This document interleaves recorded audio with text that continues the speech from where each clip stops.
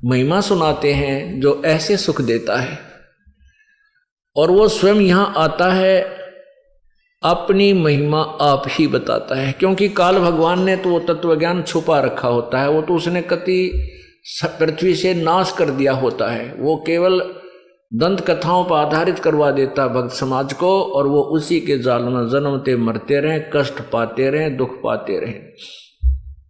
क्योंकि हम इस काल के बच्चे नहीं हैं, हम इस ब्रह्म की आत्मा नहीं है।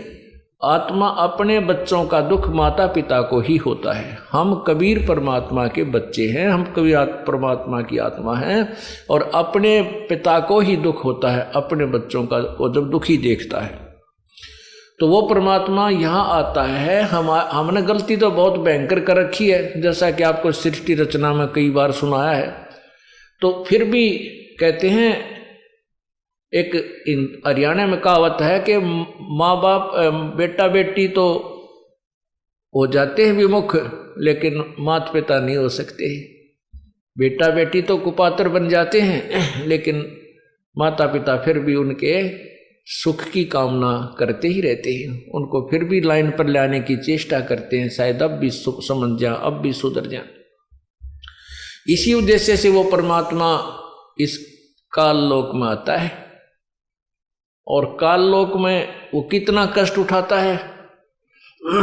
एक तो ये आप देख रहे हो, इस दास के साथ के खेचातानी कर रखी है न नकली संतों ने। क्यों? इनकी पोल खुला है, अभी न मुश्किल माच रही है, थारी रोटी गई, जयु ज्ञान तुम्हारे अज्ञान का पता लग गया तो है। लेकिन ये कब तक छुपावेंगे? ये तो बात बिगड़ ली इनकी। ये राजी खुशी सरेंडर कर देंगे तो बढ़िया रहेंगे, नहीं तो जनता इन्हें गली में नहीं निकलन देगी जब सच्चे ज्ञान का पता लगेगा, और उनके द्वारा दिए गए अज्ञान से वो परिचित हो जाएंगे। ये न छुपन न जगा नहीं पाओगी। ऋषि महर्षि शांतर ये बड़े बैठे मंडलेश्वर करोड़ों लोगों को भुकाए बैठे हैं, इनको छुपने को स्थान नहीं मिलेगा। ये जुबान नहीं निकाल सकते। एक बालक के सामने भी, हमारे तत्व ज्ञान परिचित बच्चे के सामने भी इनके जुबान बंद हो जाया करेगी। और ये पूरे विश्व में, अपने हिंदुस्तान भारत का पूरे विश्व में बोलबाला होगा, क्योंकि पहले ये यहीं शुरू होगा। इसके बाद फिर परदेशी लोग भी बहुत अच्छी तरह समझेंगे, क्योंकि हम एक ही पिता की संतान हैं। पूरे विश्व में एक बार लहर अच्छी आएगी।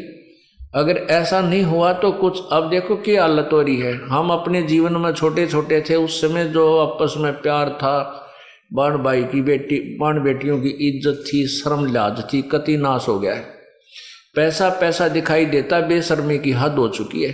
कत्लेआम होने लग गए, पैसे के लिए ना बेरा कितने डाके पड़ते हैं, मार दिए जाते हैं। 10-20 हज़ार के लिए आदमी को आदमी मार देता है।